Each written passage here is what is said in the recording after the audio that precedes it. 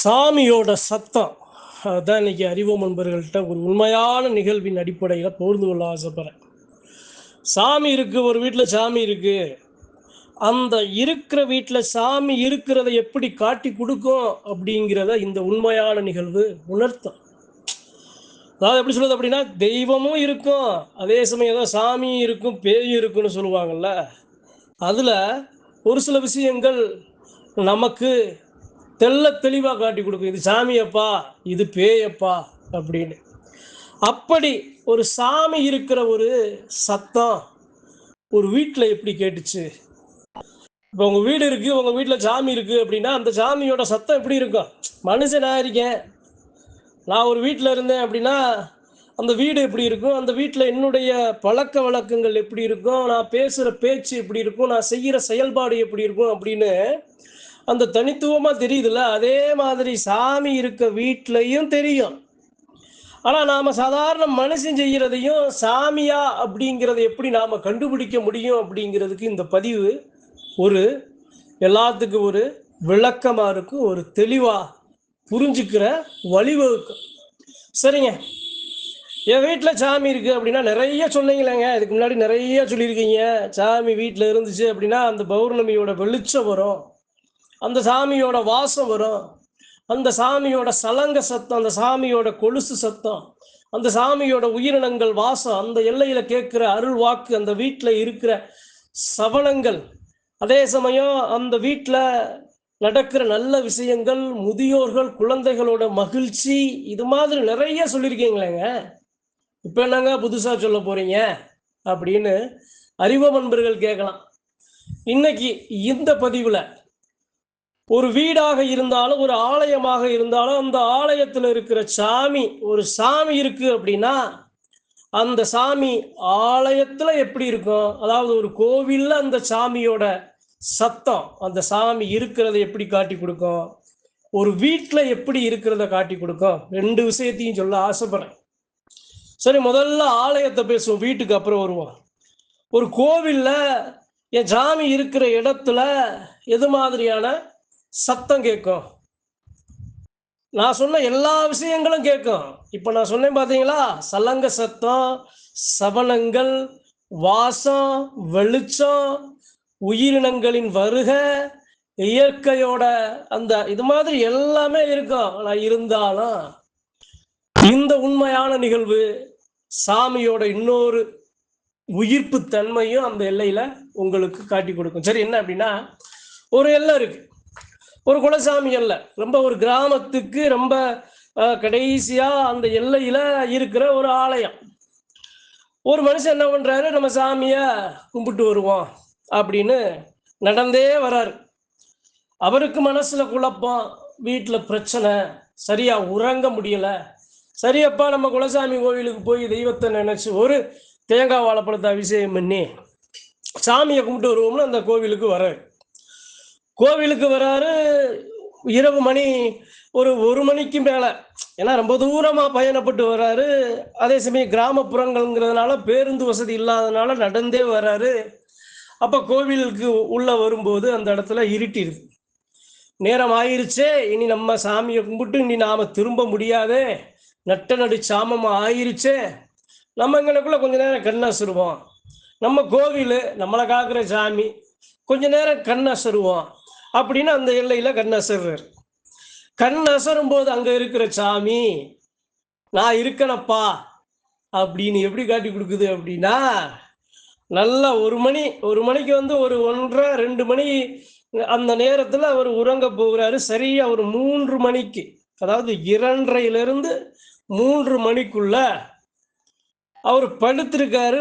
பக்கத்துல ஒரு உருவம் படுத்திருக்கு. அந்த உருவம் கண்ணுக்கு தெரியல, ஆனா அந்த உருவம் விடுற மூச்சு காத்து இருக்குல்ல, அந்த மூச்சு காத்து, சாமியோட மூச்சு விடுவோம் பாத்தீங்களா, அந்த மூச்சு விடுற சத்தம், மூச்சை இழுத்து மூச்சை விடுற சத்தம் மட்டும் அவரு கேக்குது. கேட்ட உடனே அவருக்கு ஒரு அச்சம், ஒரு பயம், உடம்பு ஜிம்மு ஜிம்முன்னு புல்லரிக்குது. என்னப்பா, நம்ம மட்டும்தான் கோவில்ல படுத்திருக்கோம், வேற யாரும் இல்ல, மூச்சு விடுற சத்தம் கேட்குதே, இது யாரு விடுற மூச்சு, பயமா இருக்கே, அப்படின்னு என்ன பண்றாரு, ஒரு பச்சைப்படுறாரு. அச்சப்படுறாரு, அதே சமயம் அவர் ஒரு சாமியாடி. சரி அப்படின்னு மறுபடியும் உறங்க போறாரு. மறுபடியும் ஒரு 10 நிமிடம் கழிச்சு மறுபடியும் அந்த மூச்சு விடுற சத்தம். ஒரு சாமி எல்லையில படுத்திருக்கு அப்படின்னா அந்த சாமி ஆழ்ந்த உறக்கத்துல விடுற அந்த மூச்சு விடுற சத்தம் இருக்குல்ல, அந்த மூச்சை இழுத்து விடுற சத்தம் கேக்குது, மறுபடியும் கேக்குது. சடார்னு எந்திரிக்கிறார். எந்திரிச்ச சோருக்கு சுத்தி பத்தி எதுவுமே இல்லை. எந்திரிச்ச சோருக்கு அந்த எல்லையில பள்ளி சவனம் அடிக்குது. நினைச்ச உடனே அவர் மனசுல மூச்சு விட்டது நம்ம சாமியா அப்படிங்கிற ஒரு ஒரு எண்ணம் வருது, ஒரு கணிப்பு வருது. அதே சமயம் ஒரு உடம்பு ஜிம்மு ஜிம்முன்னு புல்லரிக்குது. தூக்கம் வரல. சரி வேற வழி இல்லைன்னு மறுபடியும் ஒரு 30 நிமிடம் கழித்து மறுபடியும் உறங்குறாரு. மறுபடியும் அந்த சாமி விடுற மூச்சை இழுத்து விடுற அந்த மூச்சு காத்து, அந்த மூச்சு சத்தம் கேக்குது. அப்ப நினைக்கிறாரு, நான் தனியா படுத்திருக்கேன் அப்படின்னா என் சாமி என் பக்கத்துல வந்து படுத்திருக்கு. நான் அச்சப்பட்டுருவேன். நானு ஒரு பயத்துல நானு உறங்க மாட்டேன் அப்படின்னா அந்த சாமி என் பக்கத்துல வந்து படுத்திருக்கு.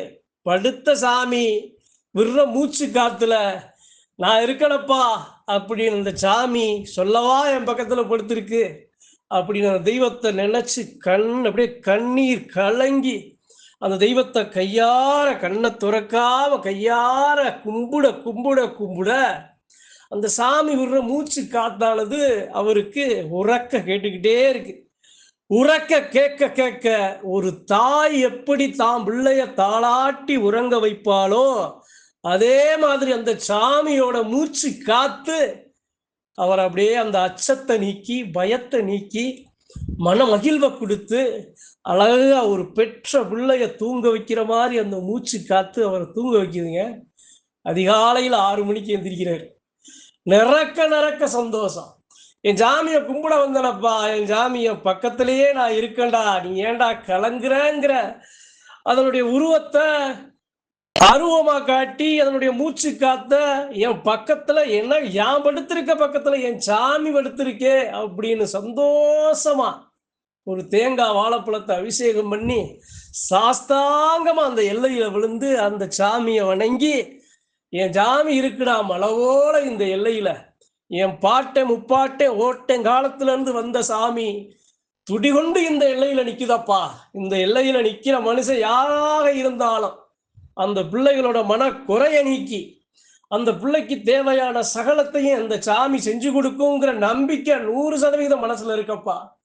இந்த எல்லையில இருக்க சாமிய காலத்துக்கும் என் பிள்ளை தலைமுறையா இந்த சாமியை விட்டு நான் ஒதுங்கவே மாட்டேன், ஒதுங்கவே கூடாது. அப்படி ஒதுங்குனா இந்த உயிர் என்னை விட்டு விலகும் அப்படின்னு அந்த சாமி அப்படியே காலையில கண்ணீர் மல்க ஆனந்த கண்ணீரோட மகிழ்ச்சியா சாமியை கும்பிட்டு மண்ணை அள்ளி நெத்தி நிறையா பூசிட்டு அவர் வீட்டுக்கு போறாரு.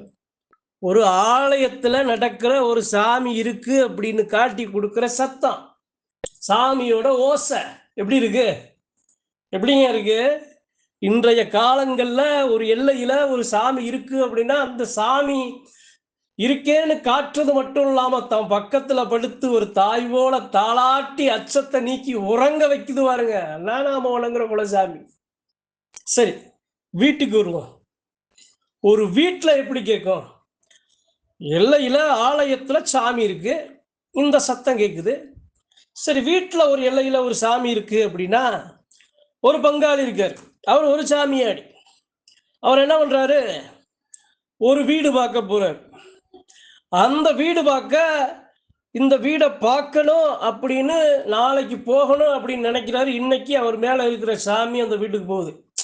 ஏன்னா அந்த சாமியோட வாகனம் அந்த வீட்டில் போய் தங்கணுமே, அந்த சாமியோட பிள்ளைகள் எல்லாமே அந்த வீட்டில் போய் தங்கணுமே, அந்த வீடு நல்லா இருக்கணும்ல, இருக்கிற எல்லாம் நல்லா இருக்கணும்ல. அப்போ அவர் மேலே இருக்கிற சாமி அந்த வீட்டுக்கு போகுது. குடி போகிறதுக்கு முன்னாடியே நாளைக்கு குடி போகிறாங்கன்னா இன்னைக்கு போகுது. இன்னைக்கு அந்த சாமி போன உடனே, சாமி உள்ள நின்ன உடனே ஒரு ஆலயத்தில் எப்படி ஒரு மூச்சு காத்து கேட்டுச்சோ அதே மாதிரி அந்த சாமி அந்த வீட்டுக்கு உள்ள போய் நல்லா நடுவில் நின்ன உடனே ஒரு மூச்சு காத்து சத்தம் கேட்குது. அந்த சாமி அப்படியே பார்க்குது, ஏற இறங்க பார்க்குது. அந்த சாமி நினைக்குது, இந்த எல்லையில என் பிள்ளை வரப்போகுது, நான் வந்து நிக்கிறேன். சரி, எனக்கு முன்னாடி இங்க இருக்குது யாரத்தா? யாரு? இவரு மூச்சு காத்துல கண்டுபிடிச்சாரு அது ஒரு பெண் தெய்வம்னு. இந்த எல்லையில இருக்கிறது யாரு அப்படின்னு அந்த சாமி கேக்குதுங்க. அந்த சாமி கேக்குது. அவர் போய் நின்ன உடனே அந்த சாமிக்கு உருவம் தெரியல. அருவமா சத்தம் மட்டும் கேக்குது. என்ன சத்தம்? அதே மூச்சு விடுற சத்தம். மூச்சு விடுறது ஒரு பெண்ணோட மூச்சு, அது தெய்வமே. பெண் விடுற மூச்சுன்னு கண்டுபிடிச்சிருச்சு. அது யாருன்னு கண்டுபிடிக்கணும்ல. அப்ப அந்த சாமி கேக்குது, என் பிள்ளை வரப்போறேன் இந்த எல்லையில இருக்கிற சக்தி யாரு? யாரத்தான் நீ அப்படின்னு கேட்கிறாரு. கேட்ட உடனே உருவமா தெரியல, அருவமா கொலுசு சத்தம் மட்டும் கேக்குது. ஒரு வீட்டு வாசப்படியில இருந்து இல்ல கன்னி மூலையில இருந்து ஈசானி மூலையில இருந்து கொலுசு சத்தம் மட்டும் கேக்குது. அங்க அங்க அங்க சற்று சத்தம் குறைவாக கேக்குது. அவர் நெருங்க நெருங்க நெருங்க நெருங்க அந்த சத்தம், கொலுசு சத்தம் அதிகமாக கேக்குது. பக்கத்துல வந்து அந்த அந்த சக்தி, அந்த தெய்வ சக்தி பக்கத்துல நிக்குது. நின்ன உடனே, கூப்பிட்ட உடனே, அழைச்ச உடனே நீ வந்துட்ட. நீ யாருன்னு நான் கண்டுபிடிச்சிட்டேன் ஆத்தா. நீ யாருன்னு நான் கண்டுபிடிச்சிட்டேன். நீ யாரு? நீ யாருன்னு நீ சொல்றியா நான் சொல்லவா? அப்படின்னு இந்த சாமி அந்த எது முன்னாடி நிக்கிற சக்தி கிட்ட கேக்குது, பேசுது. நீ யாருன்னு நான் கண்டுபிடிச்சிட்டேன் ஆத்தா. நீ யாருன்னு நீ சொல்றியா இல்ல நான் சொல்லவான்னு அந்த சாமி கேக்குது. அப்ப அதுக்கு முன்னாடி இருக்க அந்த சக்தியோட ஒரு சின்ன ஒரு சிரிப்பு சத்தம் மட்டும் கேக்குது. அதாவது எப்படி சொல்றது அப்படின்னா, அந்த சாமியும் பேசும்போது நீ யாருன்னு கண்டுபிடிச்சிட்டேன், நீ சொல்றியா நான் சொல்லவான்னு சொன்ன உடனே அங்க இருக்கிற சக்தி மனமகிழ்ந்து அதோட சிரிப்பு சத்தம் மட்டும், நம்ம கண்டுபிடிச்சிட்டாங்களே அப்படின்னு அந்த சிரிப்பு சத்தம் மட்டும் அந்த இடத்துல கேக்குது. கேட்ட உடனே அவர் என்ன நினைக்கிறாரு, நீ யாருன்னு நான் சொல்றேன் சரியா, என் பிள்ளை உன்னைய தேடி வரப்போகுது, இந்த எல்லாம் எப்படி இருக்குன்னு நான் பார்க்க இந்த இறங்கி வந்தேன். ஆனா என் தங்கச்சி நீ நிக்கிற, சந்தோஷமா இருக்குன்னு சொன்ன உடனே அந்த கொலுசு சத்தமோ அந்த சிரிப்பு சத்தமோ வேகமா ஒரு சிறு குழந்தை, ஒரு சிறுமி குதிச்சு சந்தோஷமா மகிழ்ந்து சிரிச்சா அப்படி இருக்குமோ அது மாதிரி அவர் கண்டுபிடிச்சிட்டாரு. யாரு அப்படின்னா, பட்டு பாவாடை ஓட்டு, காலில் சலங்க ஓட்டு, ஒரு 7 வயசு சிறுமி. சிரிப்பு சத்தம் கேட்டது அந்த சிறுமியோட சத்தம். அந்த கொலுசு சத்தத்தோட சிரிப்பு சத்தத்தோட பட்டு பாவாடை சட்டையோட வந்தது அந்த தாய் காளி. அங்க நிக்கிற தெய்வம் அந்த காளிக்கு மூத்த தெய்வம், அந்த பெருமாளோட அம்சம் கொண்ட தெய்வம். அவருக்கு அந்த சாமி தங்கச்சி. என் எல்லையில என் தங்கச்சி நீ இருக்க, என் பிள்ளைய, என் பிள்ளைக்கு என்னுடைய வாகனத்துக்கு நீயே வலக்கையா இடக்கையா இருப்பங்கிற நம்பிக்கை வருது அப்படிங்கிற மாதிரி அந்த எல்லையிலிருந்து அந்த சாமி வெளியேறுது. அதாவதுங்க, இப்போ நான் சொல்றது கேட்கறதுக்கு நல்லா இருக்குன்னா இது உண்மையா அப்படின்னு கேட்டா, குலதெய்வத்தை உயிருக்கு உயிரா நேசிக்கிற பெருமக்கள், தெய்வம் இருக்குன்னு நம்புற பெருமக்கள், அவர்களால் மட்டுமே கணிக்கக்கூடிய, அவர்களால் மட்டுமே உணரக்கூடிய, அவர்களால் மட்டுமே பார்க்கக்கூடிய தெய்வ சக்தியோட அம்சங்கள், வெளிப்பாடு, சத்தங்கள், ஓசைகள் இப்படிதான் இருக்கும். இருக்கிற சத்தத்தை, வர்ற சத்தத்தை வச்சு கணிச்சு ஒரு எல்லையில சாமி எப்படி சத்தம் இடுது, அந்த வீட்டில் இருக்க சாமி ஒரு எல்லையில், அந்த வீட்டில் ஒரு சாமி இருந்துச்சு அப்படின்னா எப்படி சத்தம் இடுது, அந்த சாமி இன்னொரு சாமி எப்படி கணிக்குது, இன்னொரு சாமி வந்த மகிழ்ச்சியை அந்த சாமி எப்படி வெளிப்படுத்துது, இதையெல்லாம் யாரால உணர முடியும் அப்படின்னா, தெய்வத்தை நேசிக்கிற சுமக்கிற சாமியாடி பெருமக்களுக்கு மட்டுமே இது போன்ற நிகழ்வுகள் தெரியும், இது போன்று உணர முடியும். அதனால இந்த அழகான உண்மையான 2 நிகழ்வை, சாமியோட சத்தம், சாமியோட ஓசை, சாமி எழுப்புற சிரிப்பு, சாமி கொடுக்கிற ஓசை அப்படிங்கிற இந்த 2 உண்மையான நிகழ்வுகளை அறிவோம் என்பவர்களுக்கு, சாமியாடி வரும் மக்களுக்கு மனமகிழ்வோட 100% உண்மையோட இந்த பதிவை தெய்வத்தோட பிரதிபலிப்பு இப்படி இருக்கும்னு தெரியப்படுத்த ஆசைப்படுற இக்கணத்துல, எல்லையில மூச்சு விட்டு பிள்ளைய காத்து கொடுத்த அந்த ஆண் தெய்வத்தையும் வணங்கி, தான் வாகனம் இருக்கிற எல்லையை சரி பண்ணணும்னு போய் பார்க்கணும்னு போன தெய்வத்தையும் வணங்கி, அந்த வீட்டில் அந்த எல்லையில் இருக்க அந்த தெய்வம், அந்த சிறுமி கொலுசு சத்தம் போட்டு பட்டு பாவாடையோட நல்லா புன்சிரிப்போட வந்த தாய் அந்த காளியை வணங்கி இந்த பதிவை அறிவோம் நண்பர்களுக்கு பகிர்ந்து கொள்ள ஆசைப்படுறேன். நன்றி, வணக்கம். மற்றும் ஒரு பதிவில் சந்திப்போம்.